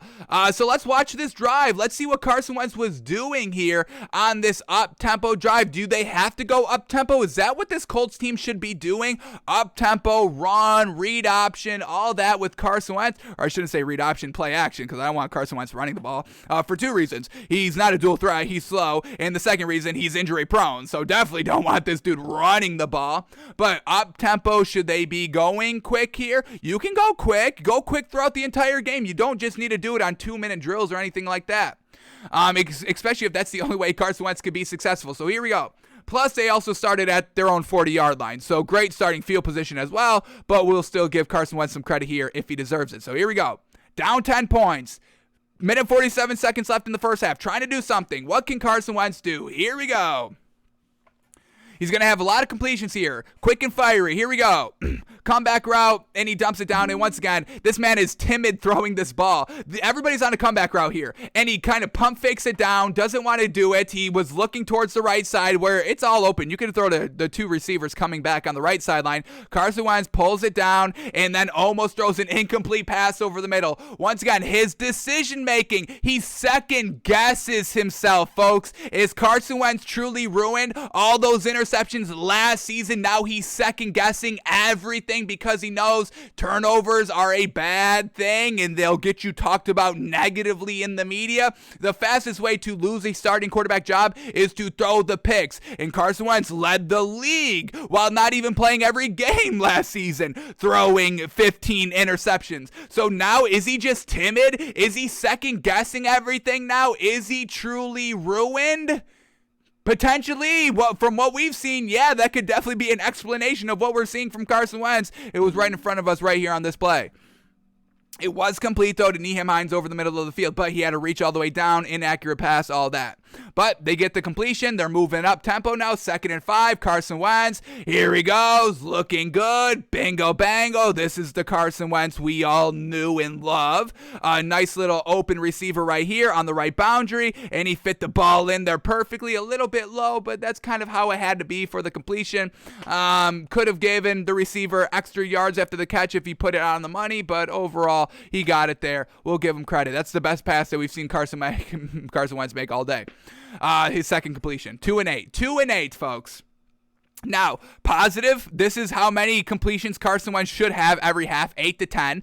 So that's great, good on Frank Reich. But the bad, he had 2 completions. Just 2. Oh, my God. He's 2 of 8 so far, a minute left in the second quarter.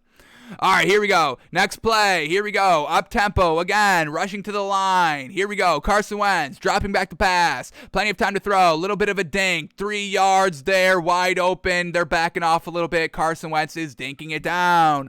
All righty, that's not impressive to us if you're just dinking and dunking, and that's kind of what we've seen so far on this drive. All righty, here we go. Carson Wentz, 2nd and 2. Up tempo again, right up to the line. Carson Wentz dinks it down. Nyheim Hines out in the flat. That goes for the first down and out of bounds. So good play overall. But once again, it's Carson Wentz dinking and dunking. He's not airing it out. He's not being accurate, anything like that. Here we go. Another sling right there over the middle of the field real quick. Up tempo again here. Here we go. Carson Wentz, 1 timeout left, 25 seconds at the 20-yard line. 2nd and 2. Carson Wentz slinging it once again to the boundary, out of bounds. Mo Alley Cox, good there.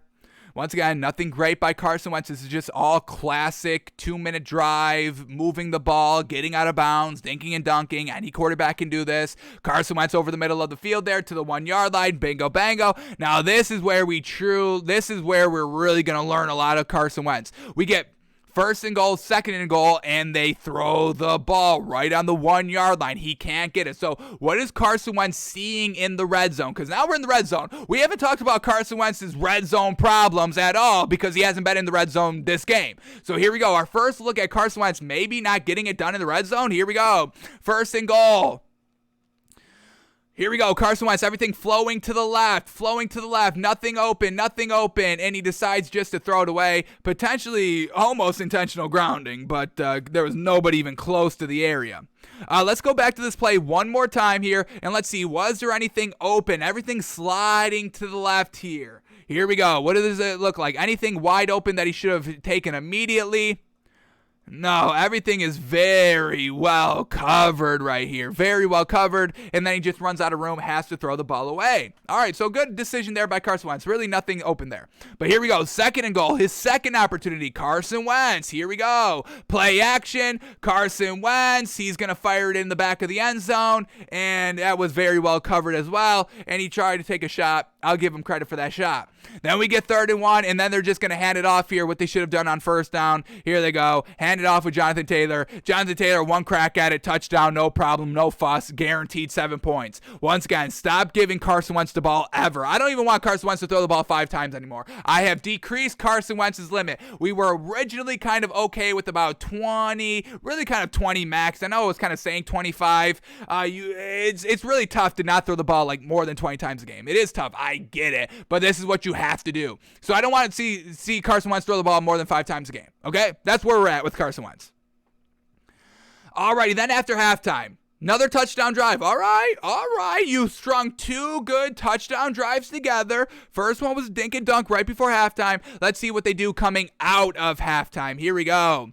Right off the rip, they get a 5-yard penalty for encroachment by the defense, setting up 1st and 5. We get a 14-yard run, 2-yard run, 7-yard pass, run for no gain, 2-yard run, and then touchdown Colts with a Carson Wentz 45-yard bomb to T.Y. Hilton.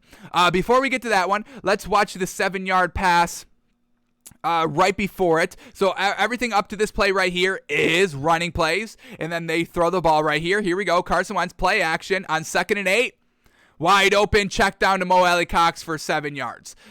So that was the pass, and then they go to run on the next play, and then the following play is the big shot play. So here we go. Carson Wentz, 45-yard bomb on 4th and 1. Ooh. Here we go. Carson Wentz Run up the middle. All right, that was not it. So they run 2 plays. Carson Wentz sneaking on 4th and 1 to pick up the first down. Okay, Carson Wentz can QB sneak. He's a big, beefy guy. I trust that man to get it done in a QB sneak for 1 yard. Not a 2-yard QB sneak like Zach Wilson, but a 1-yard QB sneak for Carson Wentz. So they pick up the first down. Now we're going to get the big play. Here we go. It goes 45 yards for the touchdown. Let's see what it looks like. Play action pass. Carson Wentz stepping up in the pocket, rolling out to the right, and lets this thing sling. And it's, folks, this is his touchdown pass. This is Carson Wentz 1 touchdown pass of the entire game. A deep shot. That's a 50-50 jump ball for not 1 receiver or 2 players, 4 players, 2 defenders, 2 receivers, all in the same area, and Carson Wentz decided this was a good ball to throw. And luckily, the 1 Colts receiver and the 2 Raiders defenders all go up for the ball, and somehow it falls into the hands, wide open, to T.Y. Hilton, who's just standing in the end zone. That's a miracle ball by Carson Wentz. A Hail Mary, if you will, that luckily turned out good for Carson Wentz. That's his best play of the game. That's 45 of his 48 yards coming on just a lucky tip drill. That's all that play was. I'll give Carson Wentz credit for a 45-yard bomb. I'll give him credit for that. But I'm not giving credit for him for accuracy or a good read or anything like that. So really, Carson Wentz had 103 yards passing. Not 148. 45 was just luck. So this is what we're saying, folks, truly breaking everything down. This is what we do here. I'm not buying Carson Wentz at all, folks. I can't buy Carson Wentz at all. If y'all want to keep buying Carson Wentz, that's fine. I was at a little bit of a holiday party, a little bit of a Christmas party over the holiday break, and there were some people still doubling down on Carson Wentz, and that's fine. Y'all do you. I'm not here to, be the gatekeeper of information or be the gatekeeper of takes or opinions or anything like that. I'm just showing y'all why I'm not and really why you shouldn't be. But if y'all still want to overlook and say, all right, bad performance or whatever, still trust them, that's fine. I'm just not. So, all right, I'm not. And I'm going to tell you why I'm not. And if y'all want to still believe and double down, that's fine. I've got no problem with that. I'm not, and I'm showing you why you most likely shouldn't. But okay, y'all do you, we do we. Oh yeah? I've got no problem with that. But here we go. But don't come running to me when you're losing your money on the Colts and Carson Wentz, okay? Like y'all are continuing to lose your money on the Panthers. I see y'all out there. This is why I speak like this, because I see y'all. I see what y'all are doing. And some of it's atrocious. Some of it's, sometimes I can't keep it in. Sometimes I let you get away with some things, but I'm always looking at it. I always see what y'all are doing. That's the overall problem. I see y'all. I know what y'all are doing. I see it. Y'all love social media. I see y'all on there. Don't pretend like y'all are not, okay? Okay? Y'all are still betting on the Panthers. We have physical evidence, and we point it out every single time of y'all betting the Panthers, okay? Back to the Colts. Here we go. So that's the big touchdown. Carson Wentz. Lucky duck. Lucky duck. Carson Wentz. Do we need to see more? Let's watch this last one. Here we go. After the big touchdown drive before halftime, touchdown drive first drive out of halftime, next drive. What do? What does it look like? They punt. They go 9 yards. We get a 4-yard run, a 9-yard run, a 5-yard pass, a negative 1-yard run, and then an 8-yard sack on 3rd and 6. Let's take his one completion here, his one lone completion here on this drive. Here we go. Carson Wentz, what are you looking like here on 1st and 10? Once again, great field position for Carson Wentz at the Raiders' 40-yard line. Double kind of play action. Dumps it down to Michael Pittman Jr., who was one of the faking receivers of the kind of trick play. And he got like 3 yards, 5 yards max. So that's Carson Wentz. Once again, dunking. The one throw, he goes deep. The throws, he goes deep. They're short or they're lucky, kind of 45-yard tip in the air for easy, just kind of catch anybody can make. And luckily, the wide receiver was there. So this is what we're saying. And now we have to believe in Carson Wentz against the Jaguars. Now, the Jaguars' defense is trash, so I'm sure he gets it done. But overall, are we going to weigh that game any? Like, is there anything to even take away from the Colts playing the Jaguars this week. Carson Wentz can't look good. If he slung the ball 50 times and went 49 of 50 for like 5,000 yards and 1 touchdown, or 4 touchdowns, 5 touchdowns, 6 touchdowns, 7 touchdowns, no interceptions, is that even going to change our perception of Carson Wentz because it's against the Jaguars? I don't know. Maybe we'd give him some credit, but I don't think it's changing our overall opinion on what Carson Wentz is going to be doing. And there is no team even close to the garbageness of the Jaguars that are going to be in the playoffs. Once again, their easiest potential first-round matchup is the Patriots. And at the same time, you're going to go against a Bill Belichick defense, so it's not that easy. Man, folks, man. Where's our film? Here it is. All right, back at it. Here we go. Carson Wentz on 3rd and 6. Got to pick up the first down. He's going to take the sack here. Let's see. Was it avoidable? Carson Wentz rolling out to the right and then just takes a sack, folks. Let's bring this one in the all-22. Plenty of time to throw. A solid 3+ seconds right here. Was there anywhere to go with this ball? Was everything locked up? Why did he take the sack? Here we go. From the all-22, we got trips to the right. Trips to the right. Carson Wentz. You've got some options to throw it here. You got this out-breaking route past the first down marker. That's where you go with the ball. That's where you go with the ball. And Carson Wentz, he's just not seeing it, just not believing in his arm, just not seeing it open. Once again, that's something quarterbacks have to figure out. What is open in the NFL? Once again, that story from Tua, about Tua last season, about Brian Flores saying, hey, Tua just doesn't know what open is in the NFL because he's coming from college. College open and NFL open is way different, folks. Because college defenses are trash. NFL defenses are all good. We know this. So does Carson Wentz even know what's open in the NFL anymore? This man is so ingrained. This man is so, scared of throwing an interception because he knows that's the factor. That's why Aaron Rodgers throws the ball away all the time, because he knows interceptions are the worst thing you can do as a quarterback. Everybody focuses in on those and just harps on those turnovers, giving away points, not scoring points. That's why Aaron Rodgers throws the ball away all the time. That's why Aaron Rodgers has never thrown double-digit interceptions in his career, and that's why he's the only quarterback that has done that ever. So Carson Wentz, folks, this man is not good. I think I'm good. I've seen everything I needed to see here. He's got any other good passes here? This field goal drive right here. Let's end on this field goal drive because they kick the field goal to tie the game. They kicked the field goal to tie the game here. Let's see what they were looking like in the red zone and why they floundered, and then we'll end it here on Carson Wentz. So here we go. The final 4 plays. We get a 1-yard run, pass for no gain, and then a 3-yard pass on 3rd and 9. So let's take it here on 2nd and 9, coming off the 1-yard run, and why Carson Wentz could not get it done really close to the red zone. They're at the 25-yard line of the Raiders. So basically, red zone here, knocking on the door of the red zone. Why can Carson Wentz not get it done in the red zone? They're down 20-17 at the moment, so they need at least 3. So Carson Wentz, he's in this weird stage. He can't turn over the ball because they're still down. They're in field goal range, and he doesn't kind of want to ruin the game here. But you're also kind of at a point where I can take the lead. So let's see what Carson Wentz decides to do. Let's see if we see any hesitation because he doesn't want to turn over the ball. Here we go. It's a setup screen.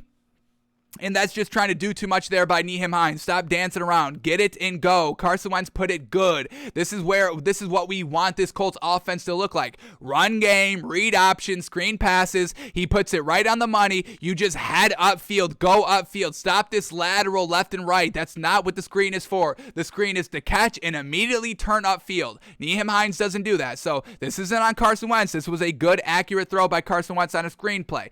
But this sets up 3rd and 9. Let's see what we get with Carson Wentz here. Here we go. 3rd and 9 from the 25-yard line. Dropping back the pass. Plenty of time to throw. And then just tries to dump it down to Nyheim Hines. And it picks up nothing, maybe a yard or two, but just dinking it down on 3rd and 9, giving up. Y'all know I hate that. If you're not throwing to the boundary on 3rd down, I hate it. Even on like 3rd and 17, when people do screen passes, I absolutely hate it. Go for it. Try it. Air it out. If it's incomplete, it's incomplete. You punt it. You're not picking up 3rd and 17 most likely anyway. I know you're trying to catch the defense off guard. I know you're smarter than everybody. You're outplaying everybody. I get it, folks. I just hate that personally. Throw it to the boundary. Throw it to the marker, the first down marker on a 3rd down play, please. Or else you're just saying, all right, we're giving in. We're throwing in the towel.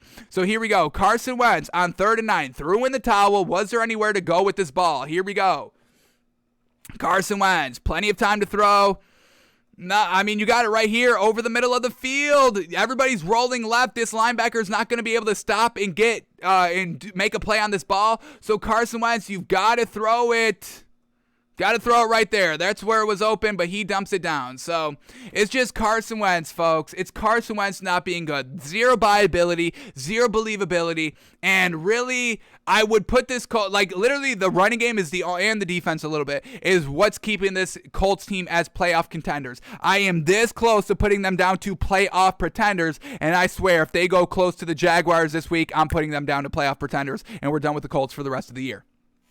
So Carson Wentz dinking and dunking, not getting it to the first down marker on crucial 3rd downs, and when he throws the ball more than like 15 yards, it's inaccurate, and his 145-yard bomb, it was the luckiest throw I've seen, luckiest touchdown catch I've ever seen. So that's Carson Wentz, folks, in a huge game, must-win game to secure a playoff spot at home against a Raiders team who has not been consistent this entire year or the entire last 3 seasons. This is who you lose to at the worst time.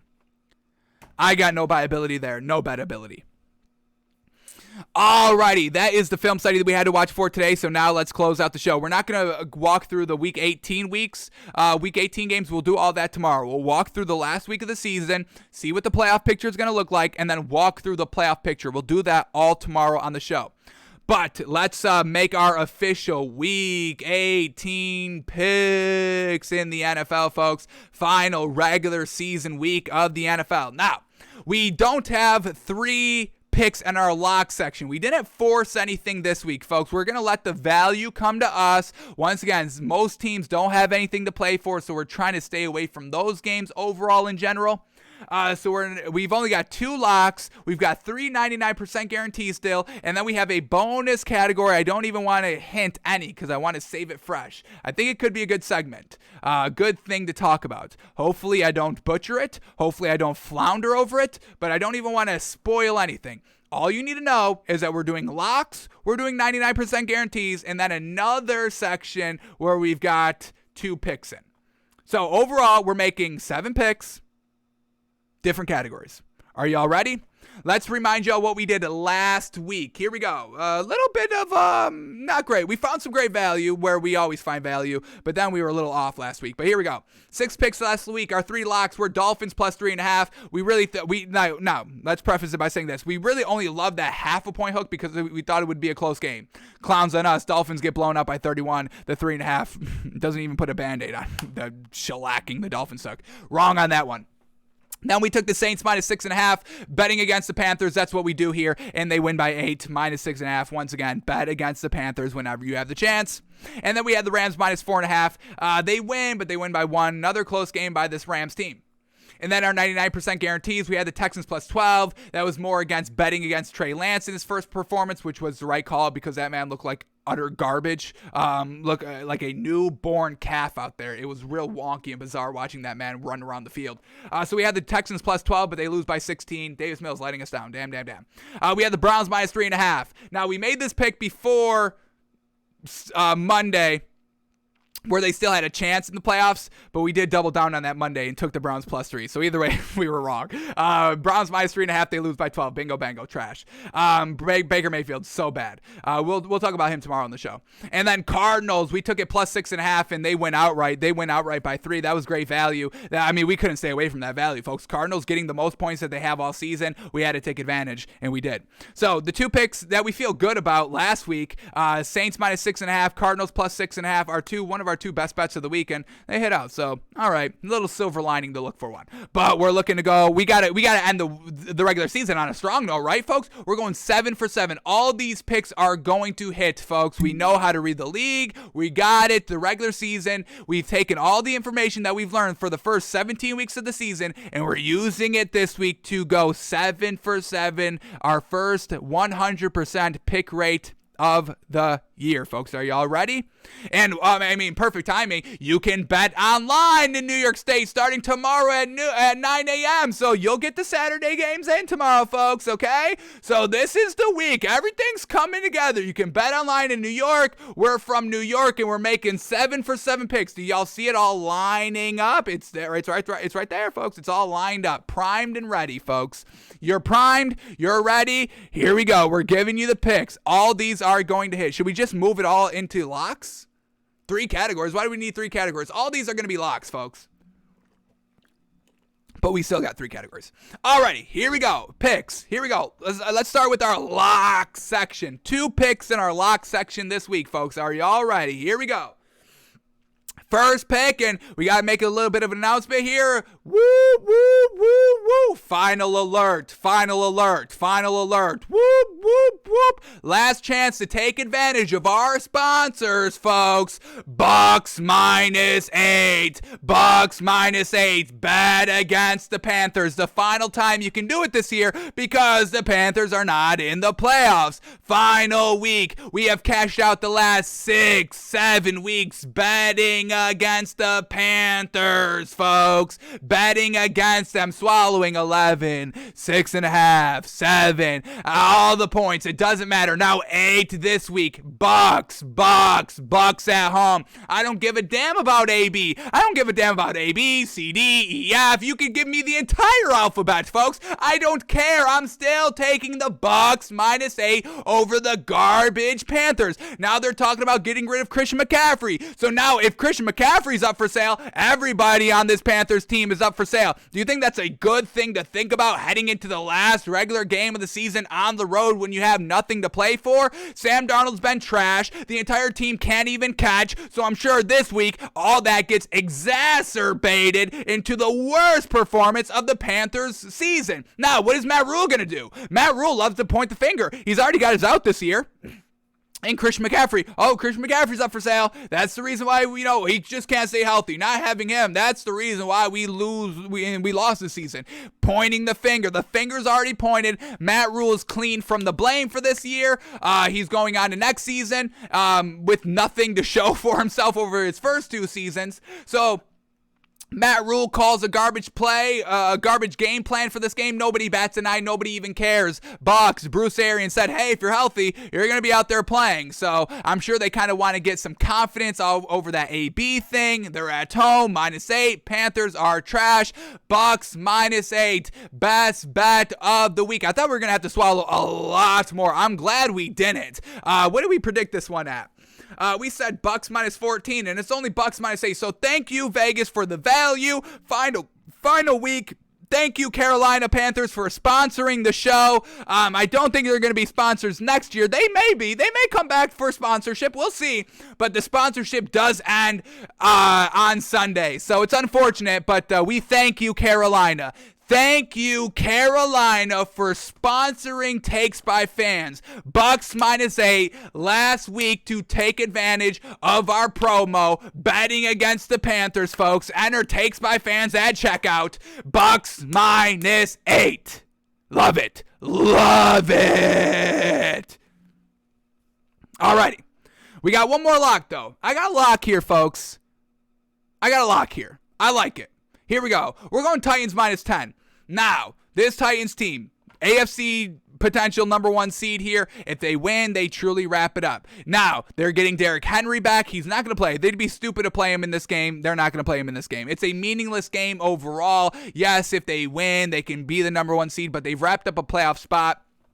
This Texans team is not that good. You just want Derrick Henry ready for the playoffs. But there is a new energy now. They've got the king back. He's out there working with them. There's so much big energy for this Titans team coming off of last week's big old dominant win. Mike Vrabral deserves Coach of the Year. I want Mike Vrabral getting all the respect he deserves. This man has been quiet all last 3 years with Ryan Tannehill and Derrick Henry just putting in the silent work, getting to the AFC Championship game, getting to the playoffs, now number 1 seed in the AFC. Mike Vrabral, folks, deserves so much gosh dang credit, and we're giving him his credit. Swallowing 10 here with the Titans, final week of the year on the road.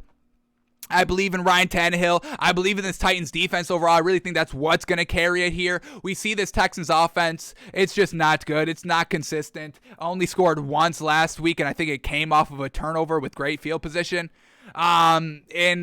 Texans nothing to play for. Final week. How does David Culley handle that? All that. We like David Culley. This isn't a knock, but I want to see how he handles it, how he gets his team ready to rock. Final week of the year with nothing to play for except to maybe potential spoil the Titans' number 1 seed, which is a division rival. So obviously they would like to do that.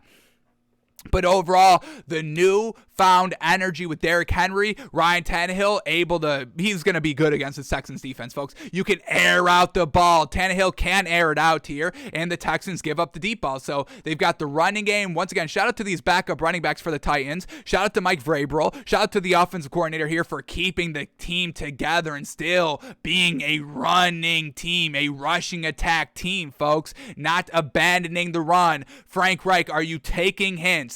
Your running back goes down. Could you imagine if Jonathan Taylor went down for the Colts? I mean, Frank Reich would not run the ball for the rest of the year. Mike Vrabral and company says, no, we lose Derrick Henry. We still run. We still run. We still run. Big credit here for Mike Vrabral and this Titans team all season long for keeping it together. And we're going to try and cash in one more time on this Titans team. Remember that golden era of Vegas disrespecting the Titans for like a nice 5-week stretch here, and we were cashing out, getting points every single week with the Titans? What a great couple of weeks that was for just betting in general. That Titan stretch and this Panther stretch. That's how we're going to truly identify the 2021 season. Betting on the Titans early on, betting against the Panthers late on in the season. I mean, that's the overall betting story for the 2021 season, folks. But we're going to go Titans minus 10 here, swallowing all those points there. Go get it done. This Titans defense doesn't give up any points here, and they're just playing loosey-goosey fun football, shoring everything up for their playoff bye that they'll get with the win. We'll swallow 10 here with the Titans. So our 2 locks, Bucks minus 8 and Titans minus 10. Swallowing a ton of points last week may not seem like the right thing to do, but in these matchups here, I love the value. Alrighty, now let's shift gears to our 99% guarantee. Still feeling very confident about these picks, but final week of the year, a little bit of maybe one thing potentially goes wrong that hurts the bet and all that. So here we go. 3 99% guarantees. The first one, we are going to swallow another big spread here. We're going to go Chiefs minus 10.5. Now, why we feel so confident swallowing all these points here is because the Chiefs are coming off of a loss here, still have a chance to get the number 1 seed if they win and the Titans lose. Chiefs starting off week 18 with the 4:30 game on Saturday, so they set the tempo. It's not like the Chiefs play after the Titans, where if the Titans win, the Chiefs have nothing to play for. So Chiefs have to go ball to the wall here to try to get that number 1 seed, but to also just kind of prove that they can win coming off this is 2 straight losses here by the Chiefs, no? Let me double check on that, but yeah, 2 straight losses here with this Chiefs. No, just the one. Okay, who they beat right before the Bengals? They beat the Steelers. All right. Okay, yeah. So, 1 game losing streak. But, losing against that Bengals team, they were good offensively in the first half and then only put up 3 points for the remainder of the game. So, Chiefs want to prove that they can go the entire game offensively for themselves heading into the playoffs. The defense, a little kind of exposed last week, but this Broncos team has nothing resembling the offense of the Bengals. They're not playing Teddy Bridgewater. They're going with Drew Lock. So, we know Drew Lock is 50-50. Yeah, he makes 1 good throw, but then 1 bad throw. So, he'll have 1 interception for every touchdown he does throw. So, if he does throw 1 at all. So this Chiefs defense can lock up Drew Lock, and then it's just, once again, we're hearing from Melvin Gordon, and Melvin Gordon, once again, it's just always underwhelming with Melvin Gordon. And Melvin Gordon even says it right here, quote, "You sit back and get frustrated because we're so much better than what our record shows." And that's what we hear from Melvin Gordon all the time. Melvin Gordon's so great, but he underperforms every single season, and it's so frustrating for Melvin Gordon. I mean, I've been over Melvin Gordon. We didn't even want him here this year, but we've been over Melvin Gordon. There's always excuses, always underwhelming, always coming up short, all this. Back to the quote. Let's finish it up here. It's frustrating. It's frustrating as a player. I know it's frustrating as coaches, as an organization. It's frustrating. We're such a good football team, so talented across the board. It's ridiculous for us to be sitting here and not having a chance for the playoffs. All that work you put into the offseason, it's tough to say the least. So Melvin Gordon, kind of giving up already, like Melvin Gordon does. Always underperforming. Drew Lock, nothing great. Now, the Broncos defense may be solid. Vic Fangio may be coaching for his kind of career here, his life here. But overall, it's Andy Reid and Patrick Mahomes knowing that they must get right for the playoffs, and you get right by having a flawless Week 18 performance here. We'll swallow the 10 here for the Chiefs. Alrighty, next pick in our 99% guarantees, we're going to go the Steelers, folks. And I know I can't believe I'm betting on the Steelers here, but I'm betting the value. I'm betting the number here a little bit more than the team. And did this game get taken off? What the hell just happened to the Steelers game? Oh no, big breaking news? Because they took the game off. You can't bet the game. So what happened? Any big news that is going to move the lines? Tyler Huntley starting against the Steelers. Is that why? We knew he was. We knew he was going to start, right? So Steelers +4 is what the value was before Tyler Huntley was officially announced. So we were going to take the Steelers +4 points. Now they have officially taken it off here. Lamar Jackson officially out. This is coming out about 8 minutes ago, folks. Man. Alrighty, so I guess we're not going to get Steelers +4 anymore. It seemed like Vegas was kind of putting the spread, assuming that Lamar Jackson was going to be able to go, but he is a no-go for this week, folks. Damn. So I don't know what we're gonna do here. The new updated line has not come out, and I'm not gonna take it if it's anything less than Steelers +4. Steelers, Ravens, division rivals, all that. Steelers on the road. This Ravens defense, passing wise, has been trash. So maybe, Big Ben, the last meeting, threw for about 240 yards. It was probably his best game, honestly. So I don't know what the spread's going to be. So, alrighty, we're going to have to move off of this one, see what the new value is. We'll come at you tomorrow and see if we are still feeling good of taking the Steelers. Big Ben's last game, I'm going to bet on the story. And I know I told you all to kind of not bet the story last week. Big Ben's last home game. Fools on us, I got it done. So, Steelers, Ravens, always a close game. Steelers won their first meeting a couple weeks ago. And if they did lose, it would have only lost by 2 because of that 2-point conversion. It would have only lost by 1 because of the 2-point conversion. So you covered it anyway if we still got 4 there. So, man, oh man, we'll see what this new spread's going to come down to. Steelers +4, though, is great value if you locked it in. Once again, lock in that value whenever you can. We didn't. We were going to lock it in here right after the show. Damn. Alrighty, so now let's go to our last 99% guarantees. We're only going to have 2 so far. We'll see if we update it back to 3 tomorrow. But our next 99% guarantees, we are going to go the Raiders +3. We lost a half a point of value, not locking it in last night. Unfortunate here, but I'm just betting the +3 here. Raiders, Chargers, winner gets into the playoffs here. Raiders at home, and now they're having, I think, the Madden family kind of light the torch in the stadium before the game. So we've got the Madden thing. We've got Derek Carr catching fire. We get Raiders at home. We get Chargers with Brandon Staley. I mean, big game here. How do they really react in big games? It's really kind of up and down. Nothing secure, nothing consistent here with this Chargers team.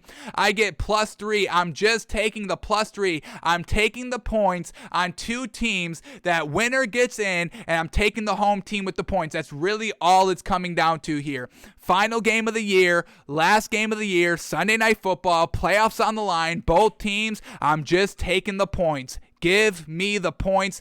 Raiders, you know how we felt about them all season. We like Rich Bisaccia. We know Derek Carr can get it done. They just haven't. They did last week. Big credit there. Chargers, once again, Justin Herbert's one of the best quarterbacks in the league. And, kind of 50-50. Whatever they are, 9-7 so far this season. So I'm taking the points here with the home team who has a chance to win and into the playoffs. Raiders +3. I'm just taking the points, folks. That's really all it is.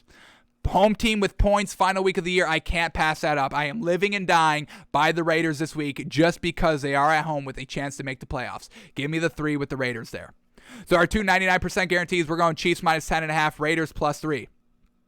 Alrighty, now our bonus betting section of the week, folks. We are betting on 2 coaches this week. Nothing to play for besides potentially spoilers a little spoilers, but I am betting on 2 coaches this week. And why are we betting on 2 coaches this week? Because this is why you hired these 2 coaches. That is the only reason why you hired these 2 coaches this offseason. It wasn't, that they've proven they're Super Bowl winning coaches, great head coaches that are looking for a new team, a new change of scenery, anything like that. No, you hired these 2 specific coaches for the energy that they bring to the team. These are head coaches that bring the energy, will never let you take a playoff, and these 2 teams with nothing to play for, you should not be letting them kind of take the week off. These 2 coaches will make it seem like this is week 1 of the regular season. Let's end it with the bang. Let's end it. Let's carry the momentum. These 2 coaches will not let any of these players or teams slack off this week. And if they do, then you made the wrong hire, and we should not be rocking with these coaches come next year. This is why you hire them, to get the best and the most out of every single player every single week, regardless of whether they have a chance to make the playoffs or not. Meaningless game, meaningful game, it doesn't matter. These 2 coaches are what you hired for. Are y'all ready? Here we go. First team and coach we're betting on this week is the Lions at home. Lions +3.5 points, folks. Dan Campbell, super impressive this season. I didn't give him that much credit heading into the season, but this Lions team, always really competitive. Obviously, they haven't been in the playoff picture since week 1, obviously, but they kept on trucking. They keep on getting it done because it's the big old great energy coach that is Dan Campbell. Now, Jared Goff is also playing this week, so they're going to be rocking with their starters. They're not kind of mailing it in the last week. This needs to be a nice kind of stepping stone for Dan Campbell from this season to next season with this final performance out here. And we get it over that kind of 3 field goal hook with the 3.5 here at home. Packers rocking with Jordan Love this week. Already wrapped up the NFC number 1 seed. But Dan Campbell will fight like this is a true meaningful game. We are going to get the best out of the Lions because Dan Campbell is that type of coach. Now, next season, we need to start to see the wins. Year 1 with these 2 coaches, Dan Campbell and the other coach yet to be revealed.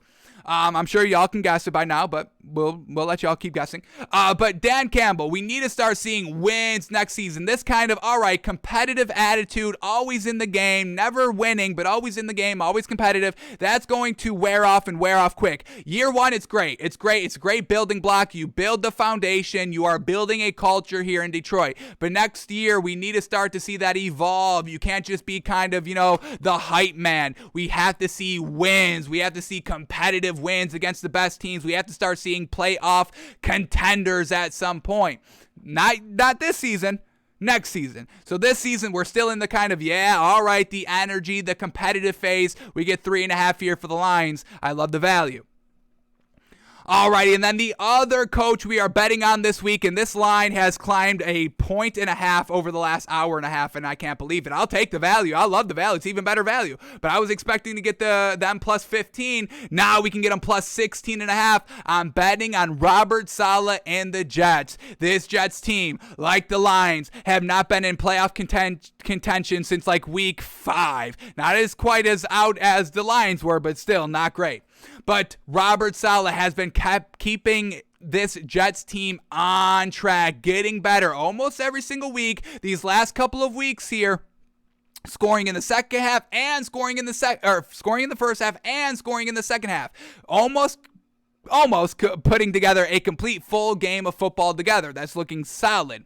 Last week, unfortunate, they lose against the Bucks. We're still competitive, have really been competitive over the last 3, 4, 5 weeks. They really haven't gotten blown out. Their only one blowout loss over the last 5 weeks was like against the Saints. Other than that, they're always covering 16 points, no problem the last 5 weeks. So, Robert Saleh, we have seen this Jets team get better and better and better and better. We get Zach Wilson coming into his own a little bit, Braxton Berrios emerging onto the scene, and we're truly hoping we get big old Braxton Berrios this week offensively. We heard Mike LaFleur take responsibility for not getting Braxton Berrios the ball last week, so I'm sure he cleans it up this week. Jets have a chance to play spoiler against the Bills and potential knocking them out of the AFC East number 1 seed. Bills, Patriots, both of those teams can still get the number 1 seed in the AFC East. Bills with the win, Patriots with the Bills loss and a win.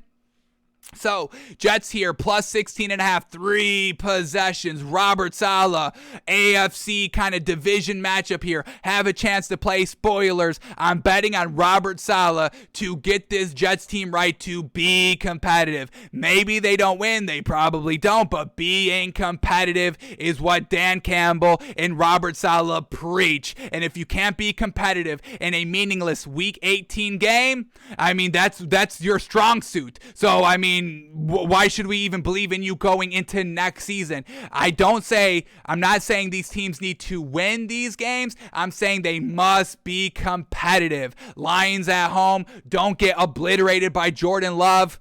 And Jets on the road, don't get obliterated by Josh Allen in this Bills team. Have some respect for yourself and your teams. Be competitive. We're betting on the coaches this week, folks, in our bonus section. Lions plus 3.5, Jets plus 16.5.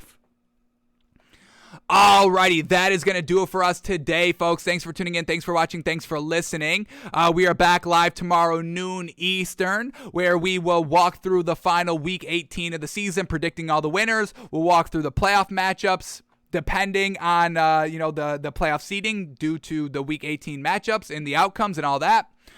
This Steelers-Ravens game, it only went down half a point. Steelers plus 3.5, we are still going to take that. Steelers plus 3.5, that is our 99% guarantee. Lost a half a point of value, but overall it's over a 3 hook. That's fantastic. Close game overall. Division rivals, both teams a chance to get in the playoffs if they win and a little bit of help. So we will still take the Steelers plus the points here in our official picks of this week. So, we are out of here, folks. Thanks for tuning in. Thanks for watching. Thanks for listening. Back tomorrow, live, noon Eastern. Like we said, walking through the Week 18 matchups and the playoffs. We'll talk the NBA Daily 10. Maybe another film study, just kind of getting right for this weekend. Maybe the Rams, watch them. Maybe hang the bet off that film. And then maybe previewing these Saturday games a little bit more, because we've got Saturday football, folks, at 4:25 tomorrow. Alrighty, folks. Have a great one. Make some money. Legalization, mobile betting coming Saturday in New York. So we gave you some opportunities to make some money. Let's see if you take advantage of it, folks. Alrighty, have a great one.